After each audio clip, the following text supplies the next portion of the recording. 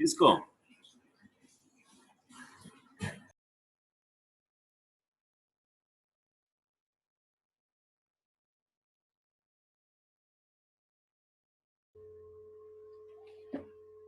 Hello, good morning.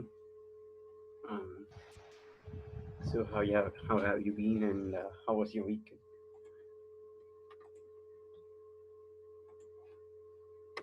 Let me share my screen.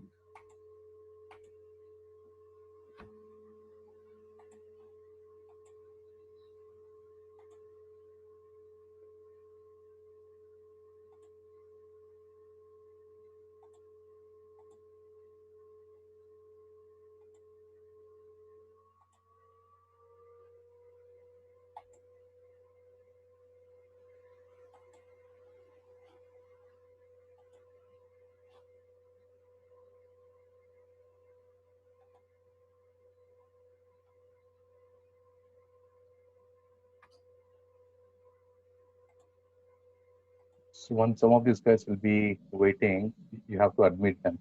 Yes, I'm. Thank I'm you.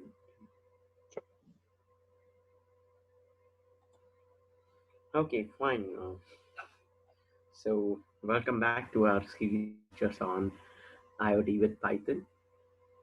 Today is the seventh day of our introduction to Python. Today we'll be learning about repetition structures and strings. I will be also introducing you to the concept of lists in this class.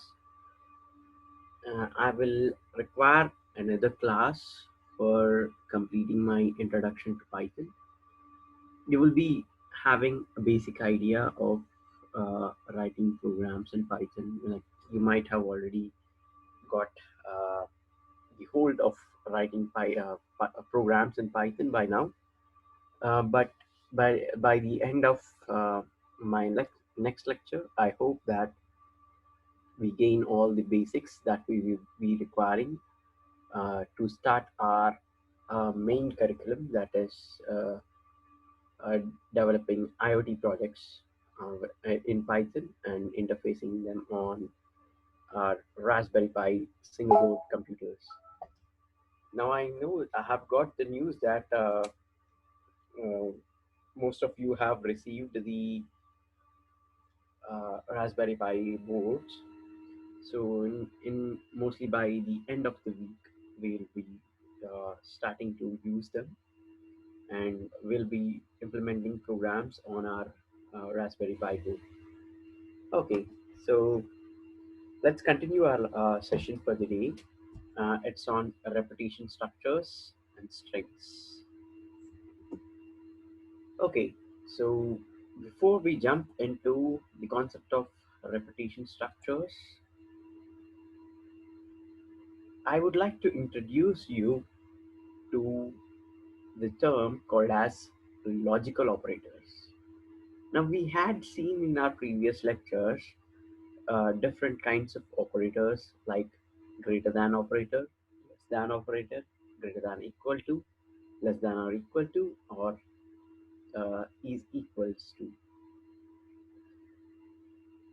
In computer programming, we have some additional operators uh, or Boolean expressions is what we see, and these are called as logical operators.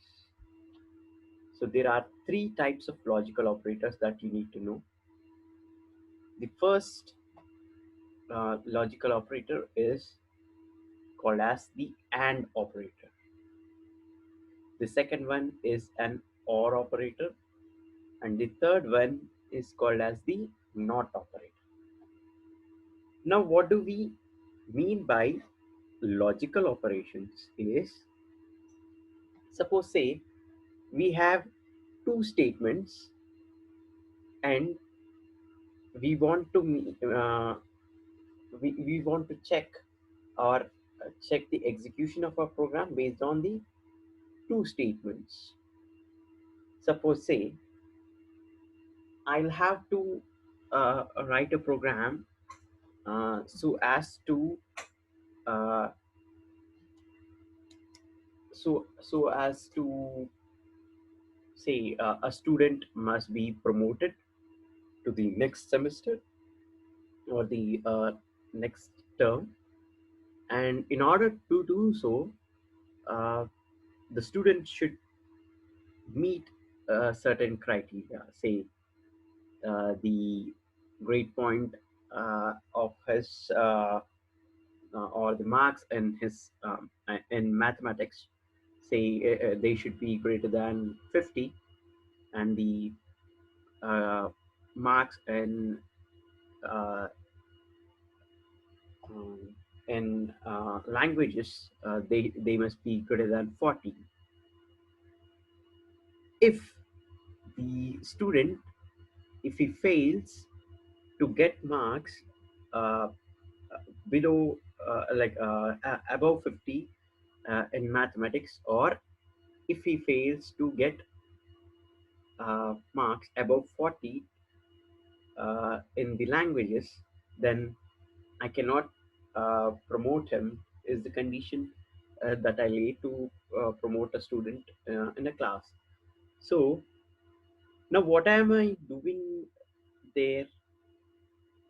In order for him to get promoted, he must meet both the conditions. He must have 50 marks in uh, in mathematics, and he must have greater than 40 marks in languages.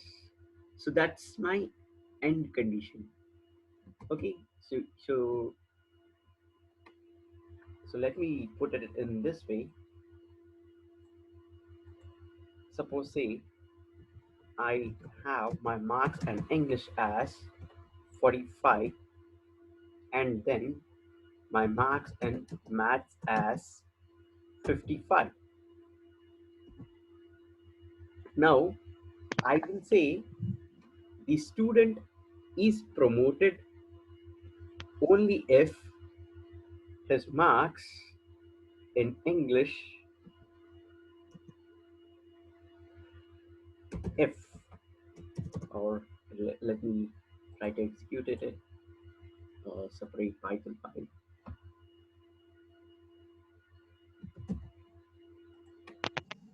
Someone, sorry to disturb. There's someone in the waiting room.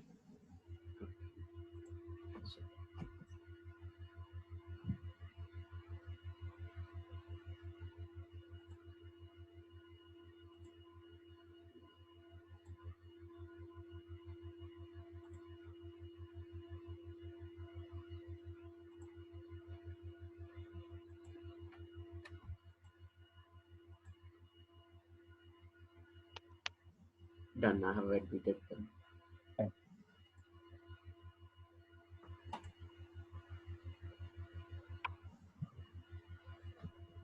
Okay.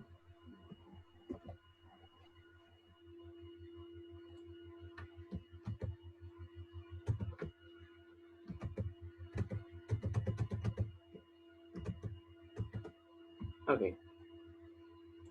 Say I have my marks in English or one of my languages as 45, and my marks in mathematics to be 65. Now I can use my logical operation in such a way that, suppose say the condition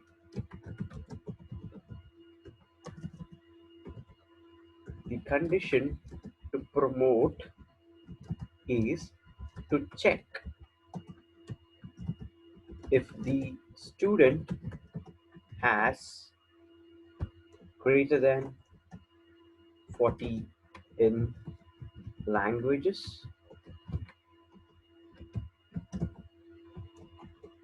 and greater than 50 in mathematics. Now, considering this logic, how can we implement it we can implement it with a few if statements. This is what we had learned in our previous classes. If English is greater than 40, now if say his marks in English is greater than 40, and what is the next condition that I'll have to check his mark? I'll have to check his marks in mathematics as well to consider him to be promoted. So here I'll have to evaluate a couple of statements before I promote the student. Say if he matches both the conditions, I will say the student is promoted.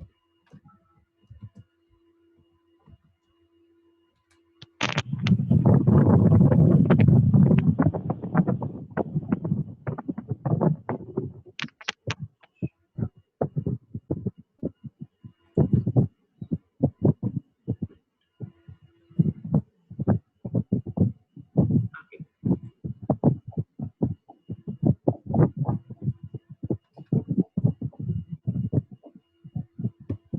So this could be my condition to promote a student.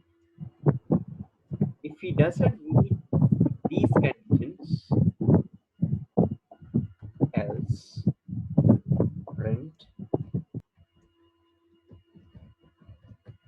repeat the term.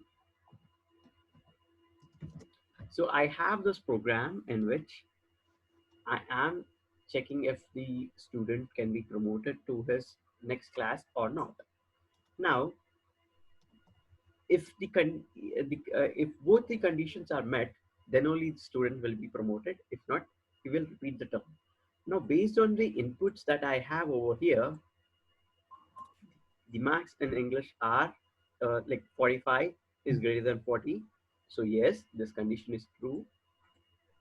Next, 65 is greater than 50. Yes, this condition is true. Then only the student will be promoted. If not, he will repeat the term. Now, when I run this program,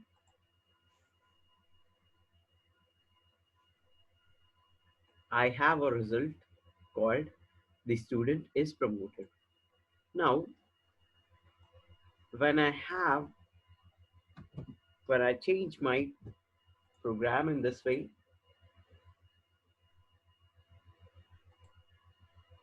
so, okay,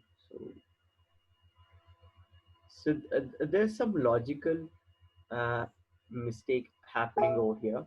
I am unable to check if the student can be promoted or not. Okay, so I'll have to do this,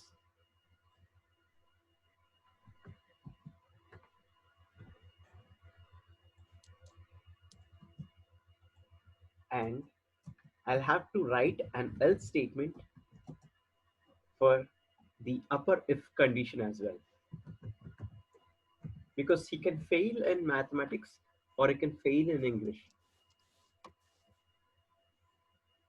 If he fails in English as well, he'll have to repeat the term. If he fails in mathematics as well, uh, uh, or if he passes the English exam but fails in mathematics, then as well he'll have to repeat the term. So let us try to run the program. Okay, he says it says I'll have to repeat my term because I scored 49 in mathematics. Now if now you can see that I had to implement 1, 2, 3, 4, 5, 6, 7 lines in order for me to check this condition using nested if else statements. But Python has this concept of logical expressions and or and not, using which I can straight away code this thing. So let us see what the logical expressions are and how we can implement them. So for this is the truth table for an AND operator. So here what is being validated is uh, inside an if statement, it is checking for a condition whether it is uh, evaluated as true or not. So if English is greater than 40, like if 45 is greater than 40, then this condition will be evaluated as true. And if 49 is greater than 50, when I check this condition is getting evaluated as false. So inside my AND operation, what is actually happening is if both my conditions are true, then only my output is true, because that's what an and condition here logically means. In order for me to pass my exam or pass the term, I'll have to score marks in both English as well as mathematics. So that is a necessary condition. If I pass in both, then only I will be uh, passing my term. Say I pass in English, but I fail in math. What would be my final result? Uh, Repeat the term. Yes, repeating the term, which means false. False. Right? So a true, which means I passed in English. A false, which means I failed in mathematics. Pass in English, fail in mathematics. Repeat the term. Now, fail in English, pass in mathematics. Repeat the term. Fail in both, repeat the term. But if I pass in both, then only I will be promoted to my next term. So this is the truth table of my AND expression. So you get it right? If both the conditions are evaluated as true, then only my final output is true. If one of it is false or both of them are false, then my final result will be false. So now I can implement it in this way. If now, if English is greater than 40 and mathematics is greater than 50, then I will say print promoted. Then if I fail in either one of them or both of them, then I can do this print,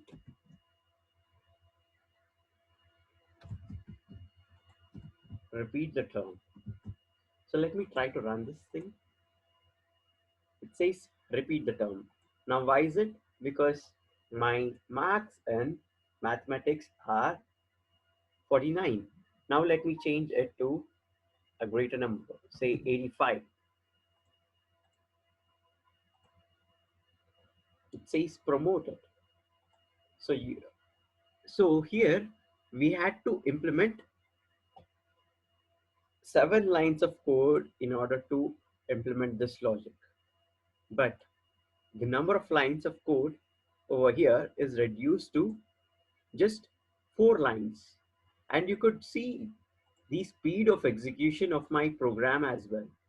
When I had to check two conditions, one after the other, the execution speed was a bit slow because I am checking this condition first, then checking this condition, then I'm printing this thing. If it fails, then I'll have to print this thing. If it fails right away, then I'll have to do this thing. So I am checking multiple items over here, but here with the help of a logical expression, the number of lines of code I write are getting reduced, and hence the execution speed is a bit faster. Uh, it's totally understandable, right? Because the number of line or the number of lines of code, if it increases, then it is obvious that my execution speed will be low, because heavier the program, the faster the slower it will be to implement. You could take the example of different games.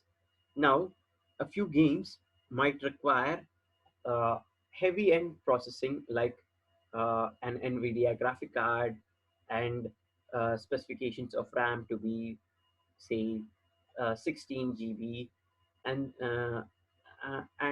we could have some such kinds of requirements. But whereas you could have some basic games like a Pokemon Go, etc., which might not require the processing power or the space as that of the um, say some LAN gaming like Need for Speed or something like that. Now, you could have also observed that the the Pokemon Go installable, it is around say 400 to 500 MB, but whereas a high end game like Need for Speed, it is around 2 or 3 GB in size. It's very huge, and thus it requires more resources. So greater the size of your program, the greater the size of your computer program, which means the time to execute this program will be uh, much slower. So an efficient programmer has to use such kind of things to reduce the lines of code. Now, we had seen the truth table for an AND operator. There is something called as an OR operator as well. Like, the second logical expression is our OR operation. So OR operation states that if any one of my expression is true, then my output can be true, which means, say, uh, uh, let me consider this thing. So let me say the person, I need to select a sports person, and the sports person must be either having the say the let me select a person for my baseball team now, or a cricket team. So what would be my requirement over here? It should be that the player, he can be either a batsman or a bowler to be selected to a team, or he could be both of them. He could be an all-rounder. So he could be both a batsman and a bowler, which means he could be selected to the team, and he could be a batsman and also be selected to the team. He could be a bowler and also be selected to the team. But if he cannot do either one of them, then I cannot, or the coach, he cannot select that person to his cricket team. So you got the gist of an or, right? So if he has either one of the skill, then he can be considered to be a cricketer. If he fail, if he lacks uh, at least one of the skill, then he cannot be considered a cricketer. So that is what we mean by the or operator. Now, see, let us try to um, implement this or operator in the form of a Python program. Say, let me try to use a Boolean expression over here.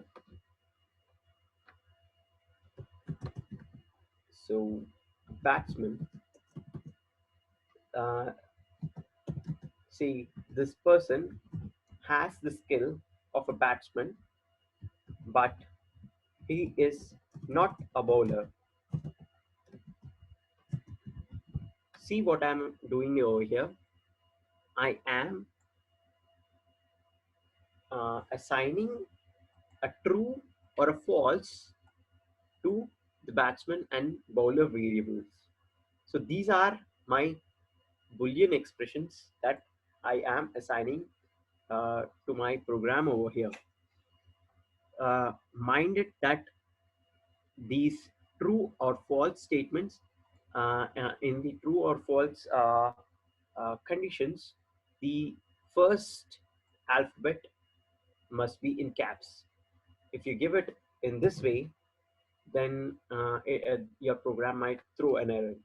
So that's one essential condition that you should be remembering, that the first case must be uh, an uppercase. So now let me see if this person can be selected into my cricket team or not. If batsman or bowler, then print selected, or let me say eligible, because we cannot uh, straight away select a person just because he's a batsman or a bowler. He could be a bad batsman, he could be a bad bowler. Else,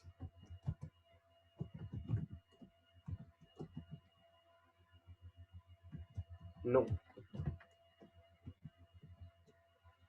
Okay, so let me try to run this thing. It says eligible because I'm a batsman. Now, say I am neither of them, then no, I cannot be selected because I am neither a batsman nor a bowler. So you get it, right?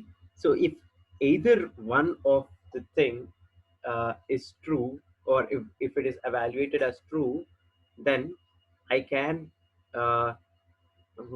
use the expression as um, uh, uh, uh, for, uh, for the or as true, and if both of them are false, the expression will be false. Now,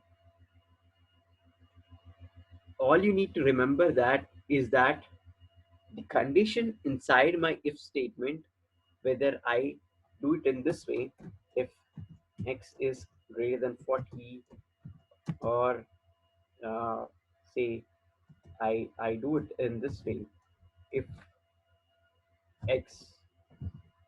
So here in all the three statements, what it is actually checking is, it is checking the condition, and uh, once the condition is evaluated, it will have a boolean value of either true or false, or some numerical value greater than 0.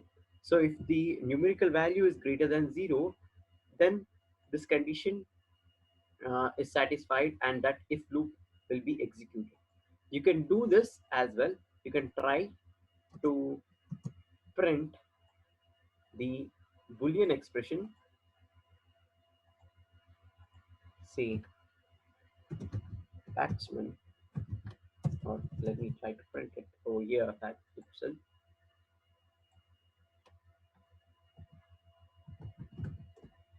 Print. Let me try to print this Boolean expression and see what it will return to me. What should it return?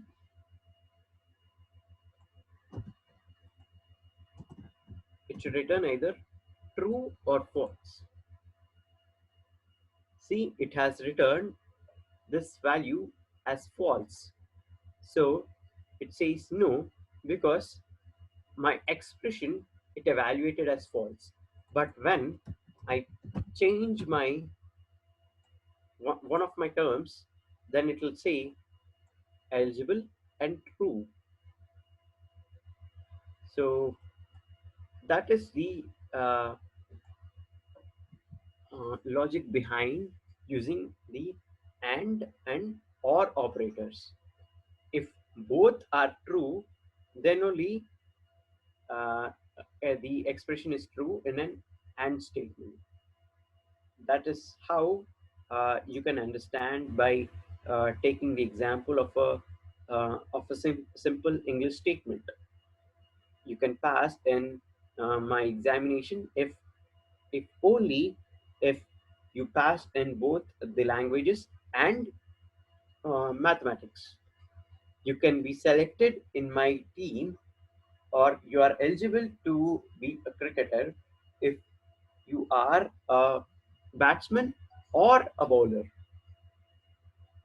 Now, there is my third logical operator, also known as the not operator, which means this is a simple negation operator, which means it could be not true.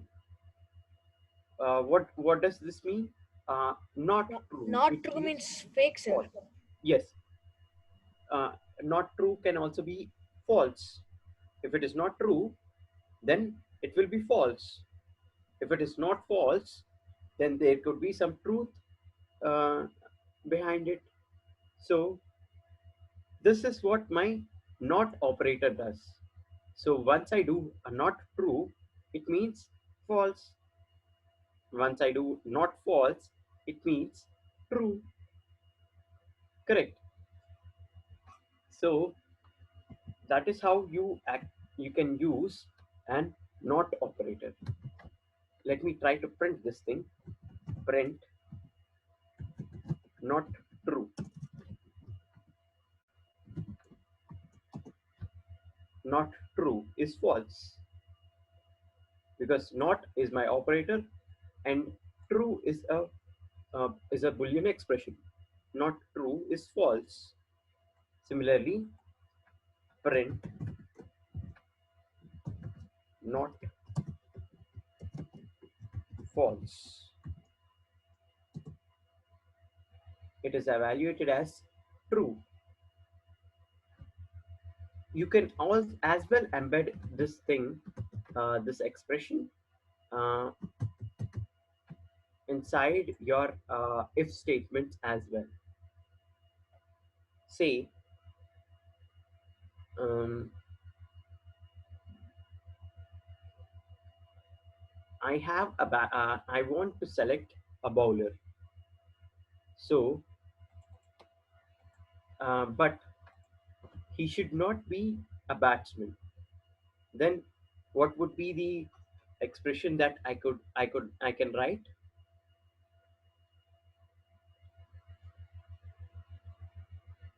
If a batsman and not bowler.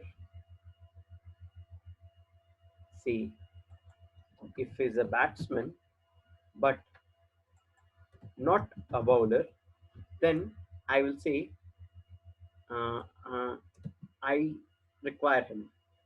If not, no.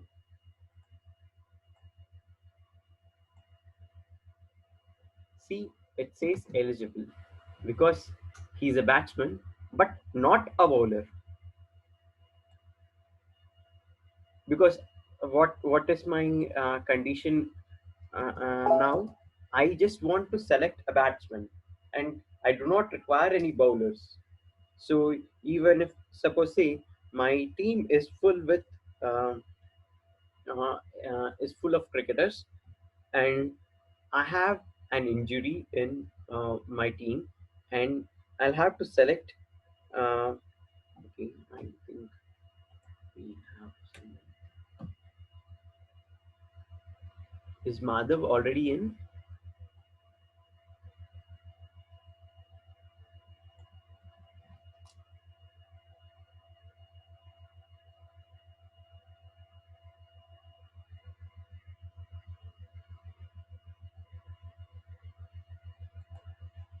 Okay. So suppose say my the requirement now is to only select a batsman, and I do not require a bowler. Then I evaluate my condition in this way. If batsman, if he's a batsman and not a bowler, I will uh, I will print eligible. If not, no. So here you could see that I have once I have executed this program, it did print out the term eligible for me. So this is the terms that we use for logical expressions and the truth tables.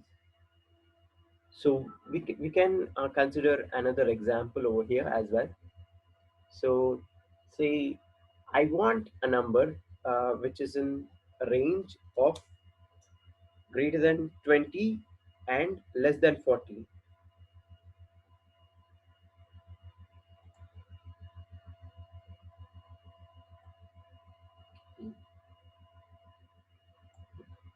Say, fine. So what I can do is I can check it with a simple AND statement whether this number is in acceptable range or not. If the number is less than 20, or if it is greater than 40, then the value is outside my acceptable range. So I can use my and or operations in this way as well. Now I have a couple of programs over here to explain whether a person is qualified to get a loan or not from the bank.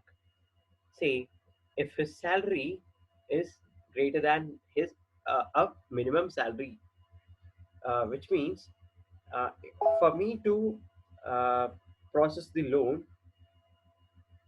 the person should be having a salary of minimum say 20,000, and he should be minimum he should be having a job experience of say 2 years. Then only I can process the loan. If not, I will say print either you do not have these many years of experience, or you do not have the minimum salary. Now how can I reduce uh, my number of lines of code is I can use a simple AND statement as we have used in our previous program to check the eligibility of my loan. Say I have set my minimum salary to say 30,000 and minimum years to 2. Now what I am checking is if the salary which is if it is inputted by my user, if it is say 20,000, then I will check this condition. If 20,000 is greater than or equal to 30,000, then this statement will be evaluated as false. Now false and anything will just give me uh, a false. So this entire statement, it will be evaluated as false in that case, and I will say you do not qualify for this loan. So this is an example program which we can implement. I am leaving this thing as as an assignment for you people. You can just simply type this program and verify it. We have done a similar example previously. So let us try to let us continue um, to our next set of uh, um, so this is our next set of our course, which is Introduction to Repetition Structures. So using the knowledge we have just gained on logical operators, we will try to use them inside our repetition structures. Now, what do we mean by repetition structures? Is it should keep on repeating, or I might require some statements such that my or such that based on my condition, my set of statements, they should be continuously repeating until uh, the condition is satisfied, or I say stop. Now we can have some kinds of examples, like say I am writing a computer program so as to print uh, 10th the 10 table, or say 7 table, or 8 table. Now what can we do in order to write it as a program? I need to say 8. 8 ones are 8. 8 twos are, say, let me 8 ones are 8. 8 twos are 16. 8 threes are 24. 8 fours are 32.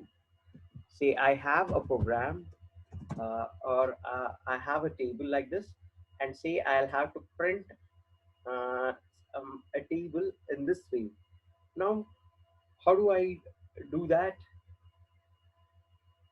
I can do this thing. I can simply write 10 print statements in this way and try to print 10, 10 such lines. Say print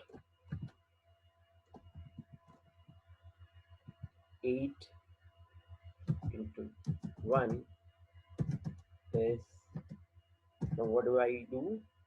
8 star 1. Similarly,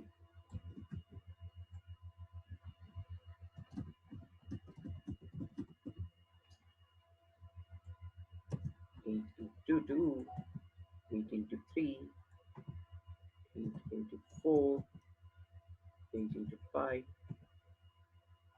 say 8 into 6.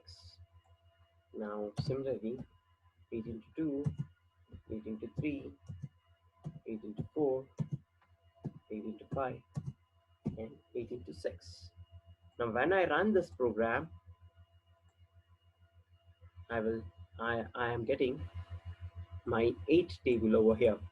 8 into 1 is 8 ones are 8, 8 twos are 16. Similarly, 8 6 are 48. But Python gives me the uh, an additional advantage of having a repetition structures. Now I have physically, or uh, um, I rewrote the same statement or a similar kind of statement 6 times to get my table. But I have my provision in Python, using which I can reduce the number of lines I write and get a similar output. So I have the concept of repetition structures for you. So there are two types of uh, repetition structures. One is a condition controlled structure, and another one is a count control groups. So why repeat? In the sense, programmers commonly have to write code that performs the same task over and over again. See, the example that we have just considered is writing a program to print the table of 8 or table of 9. For example, let us consider another example. Say, suppose you have been asked to write a program that calculates 10% of sales commission per several people. Now, uh, although it would be not a good design, so as to approach each person and calculate the commission and all, we can simplify our task by our condition control loops and count control loops. Now let us see what a condition control loops are with the example of our say an 8 table. So a condition control loop uh, works in this way. So there's a condition, and I'll have to check my condition similar to what I've done in my if loop, or sorry, if else statements. So I am checking my condition, and if it is evaluated as true, I execute some statements, and then I go back to check that condition again. While condition, I execute some statements, and I go back to check the condition again. So I am simply looping it. You know what a loop is, right? You simply you start from a point, and you again come back to the same point. You start from a point and again come back to the same point. So that is what a loop is. And here also the same thing is happening. A condition is checked, the statements are executed, and then it comes back to check the condition again. Until the condition is evaluated as false, it continues to stay in the same loop. So if the condition is evaluated as false, then it comes out of the loop. Until the condition is true, it goes on continuing the loop. So this is our first condition based loop, control loop. It is called as the while loop. So the syntax for a while loop is while condition colon and then my statements. So let us let us try to understand what the while condition loop is by taking the example of a program. So here I have a simple sales commission program, or if we feel that this is a bit complicated to understand, let us try to implement the same table logic using a while loop. Okay, say let me take a number and input,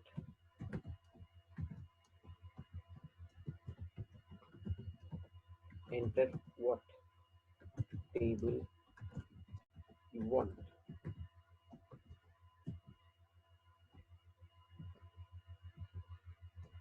So let me take the input from a user, asking him what table he wants to see or access. Then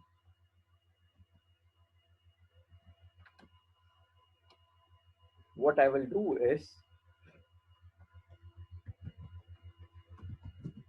while my num, or say count. See, this is the number that he's entering, and this is my counter. See, 1, 2, 3, 4, 5, 6. So we can understand that by each passing term, my counter expression is simply uh, incrementing it by itself, right? And it is getting multiplied by the uh, multiplicand, or let me say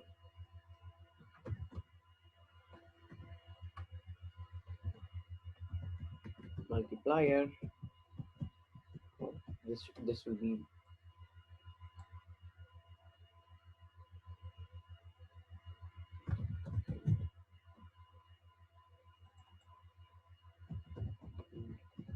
multiplier in mathematical terms um, to make you understand much better. Say I'll have to print my while multiplier is less than or equal to 10, I'll have to evaluate or print my table, right? Print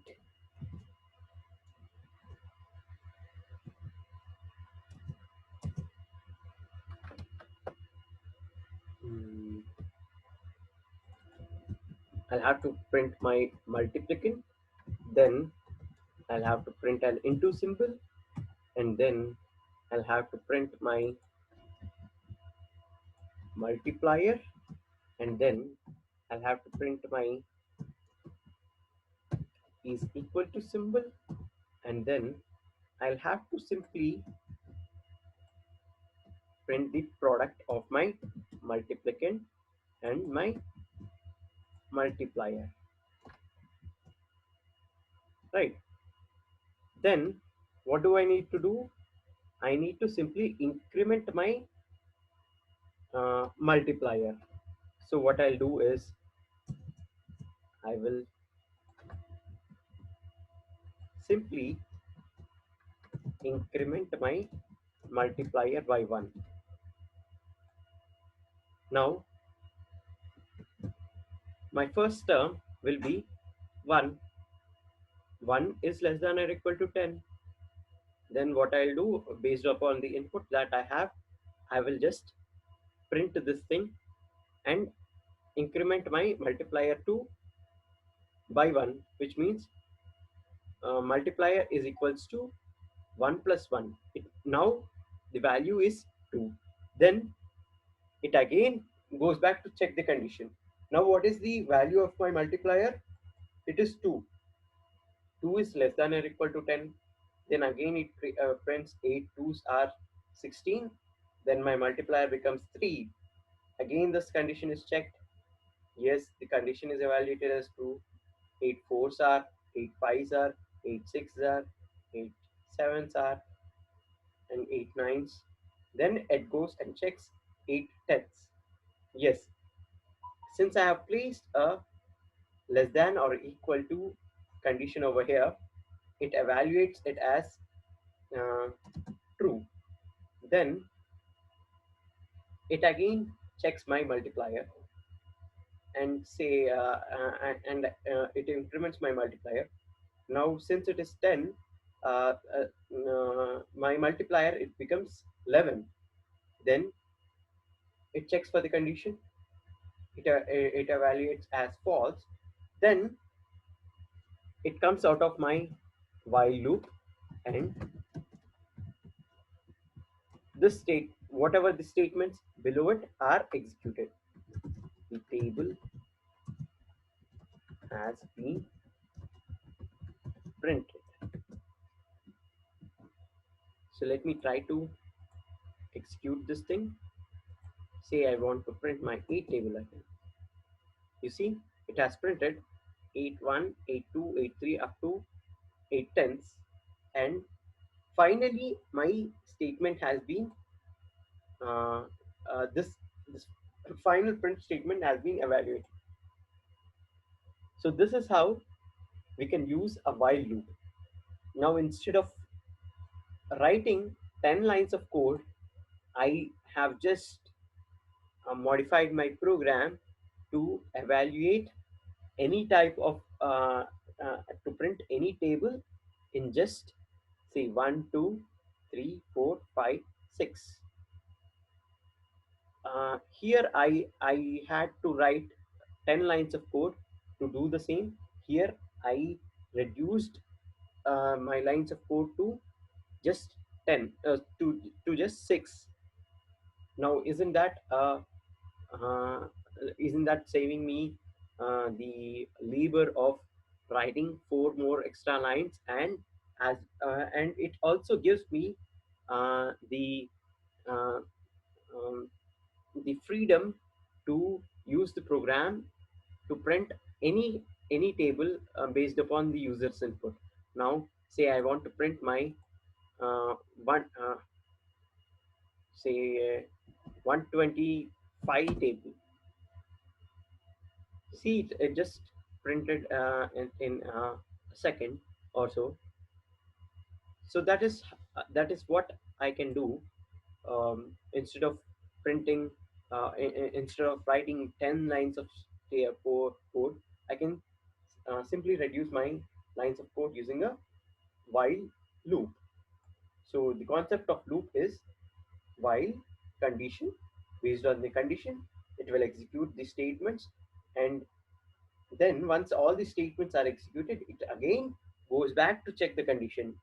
Until the condition is evaluated as false, it keeps on repeating the statements.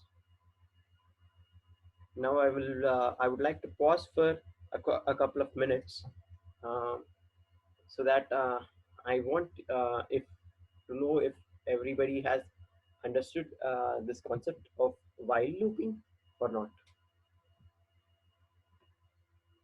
Am I clear? Is this program clear? Yes, sir. Yes, Okay. sir. Okay. Yes, sir. Yes, sir.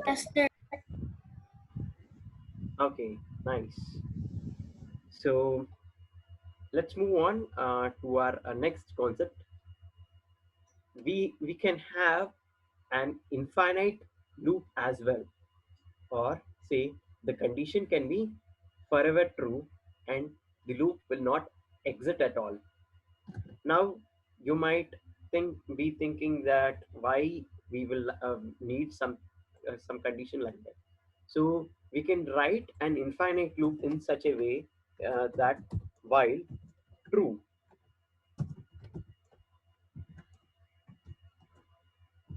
print hi. Now what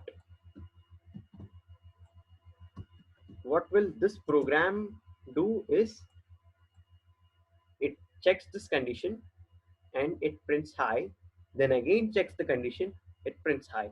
Now there is no chance that my particular lines of code uh,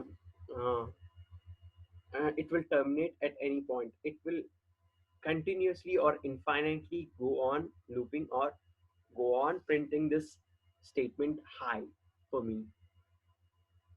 Now you might be confused at this point why we need something like this, something which repeats infinitely for itself. But I can give you some examples uh, of why we need such kinds of conditions. Now, say you have you must be using any smart equipments like your digital watches. Now, your watches or the watch that you have, it will continuously go on running without any break. Now, what does it mean by what does it mean by uh, a watch taking a break? It means the watch might go or show a wrong time if it takes a break. We do not want such kind of thing to happen. So for this or these kinds of conditions, we want our program to go on running continuously. So uh, you could be observing the time inside your computer. Now, what actually happens inside your computer is uh, there is a device which counts time or keeps time for you inside your computer, and it will continuously run 24 by 7 without a break. Now how that happens is it is powered by an external battery. There's a CMOS battery inside every computer. So that is how the computer keeps time or tracks time, even though uh, we turn off our computer. That's how a computer keeps time of it. So there's a program running inside one of these chips to continuously count the time. So in such kinds of chips, these kinds of infinite loops are used. Now we will be doing a few projects on IoT with Python, and since we will be using a single board computer like Raspberry Pi and interface multiple sensors, they will also have to will also have to write code in such a way that they run continuously and forever until we try to terminate or switch off that program. Suppose say you're building a weather monitoring system. You want your weather monitoring system to run continuously and not stop at any point until and unless you specify it to um, come out of the condition. Then you could be using such kinds of loops. Now I can say I can break out of a infinite loop as well. Suppose say I want to print uh, a statement 10 times. I can do it this way.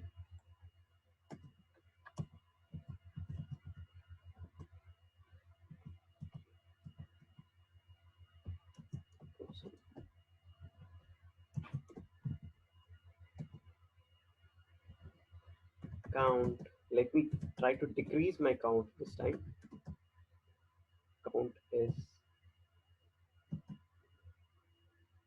decreased by 1, and if count is less than or equal to 0, I can break from this loop. Okay, so it says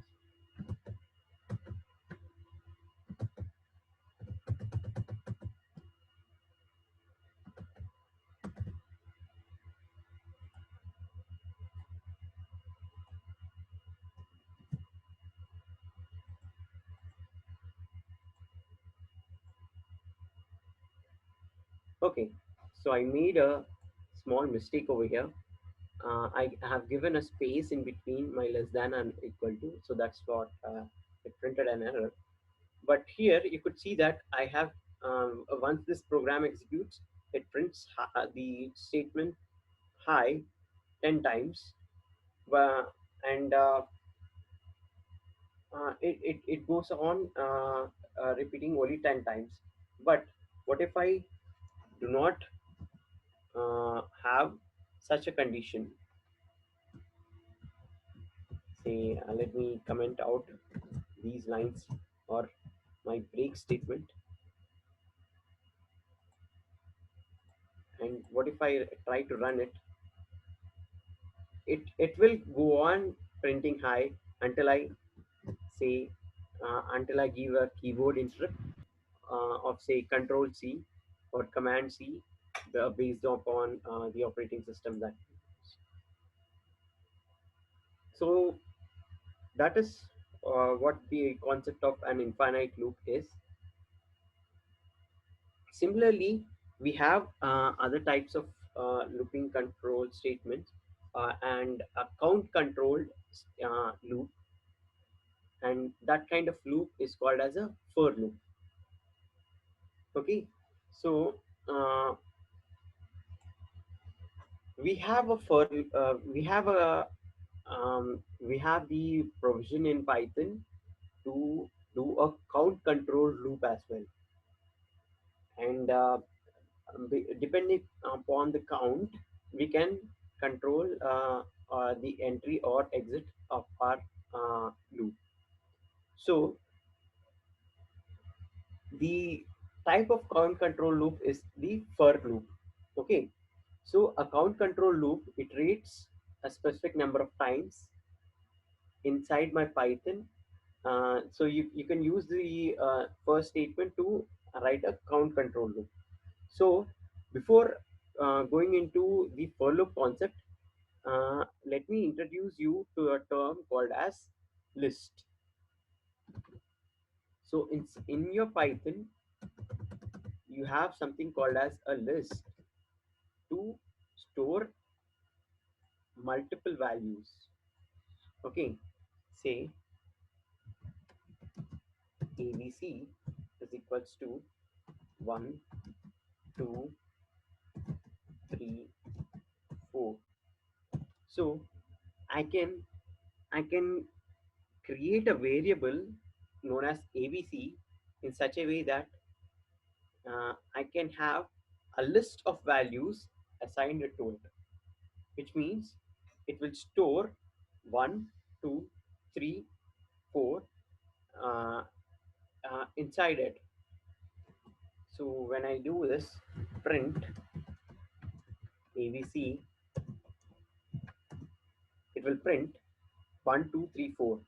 So I can store multiple values inside a variable as well. We had seen that earlier we could have stored an integer value in a variable. We could have stored an floating value inside a variable.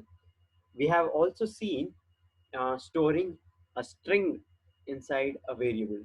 Say ABC, it could be 1. Now print ABC.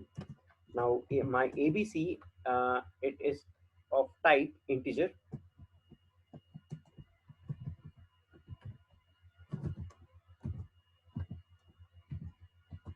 Okay. Now I could assign a floating type number as well. Now my ABC will be a float. I could have assigned a string value as well, which means I could simply assign a statement to it, the and when I try to print it, it will say string. Now I could have I can also store multiple values inside my variable as well. Here I here you could see that I have just stored a single value, but Python gives me provision to store multiple values to the same variable, and this type of variable we call it as a list. You see, this type of variable is what we call as a list. Now you might be getting doubt whether here I have assigned multiple uh, integer values. Can I do it for float? Yes, I can do it for float as well.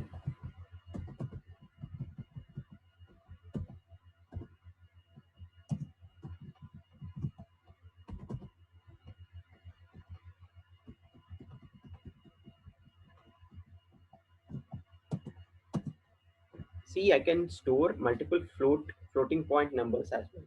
And not only this, I can do store jumbled values as well.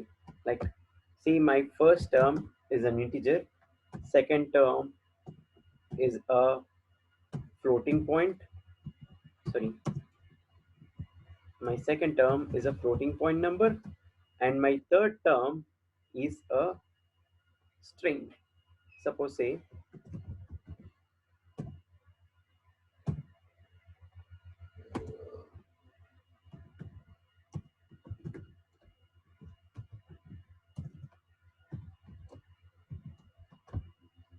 so in this way I can store multiple values inside my variable. Now the reason for me behind introducing you to the term list is I can use I use lists inside my for loop. So what does this mean is I can write a count control loop in this way. For variable in my list, I can execute a set of statements. It means, say, consider this example. Suppose say I have list of 10, 20, 30, and 40. And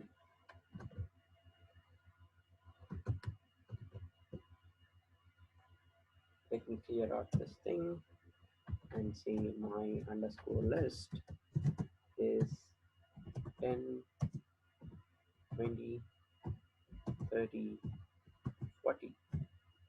And I can do this in order to uh, get values of my list. I can simply do this thing, print my list of 0. So the terms inside my list will be starting from 0. And how many terms do I have over here? 4 terms. So I can start from 0 and I can end at 3. Okay. So this is the method by which I can access individual elements of my list. I'll have to start from 0 and not 1. Okay, so this is one thing that you need to remember. So the terms of my list will be starting from 0 and not 1. And you can as well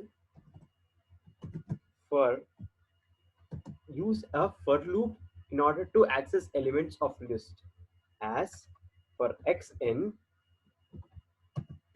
my underscore list print x.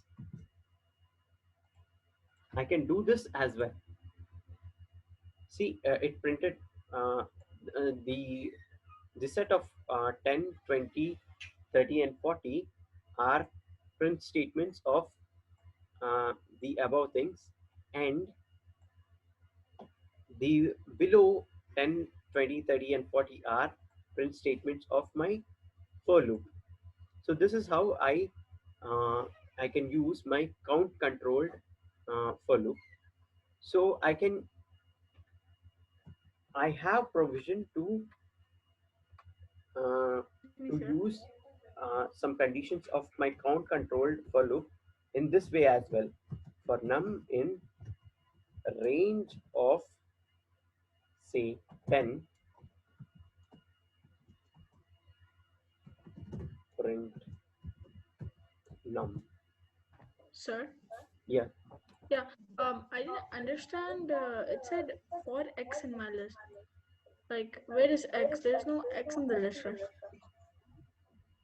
Okay. So what exactly is happening over here is for x and my list, which means my list will be taken over here, and whatever is the first term in my list, so starting with 10, so x will be assigned the value of 10. Then it will again go back to here, and the value of 20 will be assigned to x. So it Okay, goes sir. in this Yeah. way. Thank you, sir. First, yeah. So that is why it is getting printed as 10, 20, 30, 40 in that way. So starting from the first term of my list, it will just uh, pick up values from my list, and it is simply printing or assigning those values. Okay, so I think it is better that we stop at this point, because I think you are getting a bit of fatigue, and we have already uh, crossed 15 minutes of our lecture time. It's better that this is a very important concept, and I require some fresh minds um, for this to be uh, uh, totally understood by you people. So let us try to continue our next lecture from this point. We will be covering the for loop and nested loops, and I have some example or your homework problems here as well. So what you can do is you can try to solve these Sir, from today. Yeah. sir, can you just share this homework in the WhatsApp group or Sure. Hangout? Yep. I'll be sharing this presentation to you on the Hangouts, so you can just download the whole presentation, and you can access the whole. Okay, sir. Yep. Okay. So you can just try out these the homework problems until what I've covered, and in my next class I will be covering the rest of the topics as well, and you'll be in a position to solve the entire problems after my next class. So take your time, try to solve as many homework problems as you understand, and if something is coming from the syllabus that has not been covered yet, then you can try to solve them in the next class. Okay, so thank you. Let me try to stop the screen share, and I hope you have understood the concept of the while loop more clearly than the for loop, because I haven't completed my for loop explanation yet. I will take some more time, and I'll try to give you more examples of why a for loop is used, and based upon the examples you will be able to know why we are using the for loop much more clear way. Sir, Yeah. you will be sharing this PPT, right? Yes, I'll be sharing. Okay. Yeah. Thank you, sir.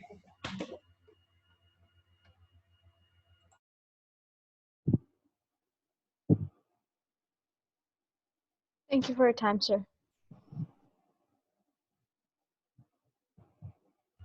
You're welcome. Thank you, sir. You're welcome. Thank you, Thank you, sir. sir. Thank you, You're sir. welcome. Thank you, Thank you, sir. sir.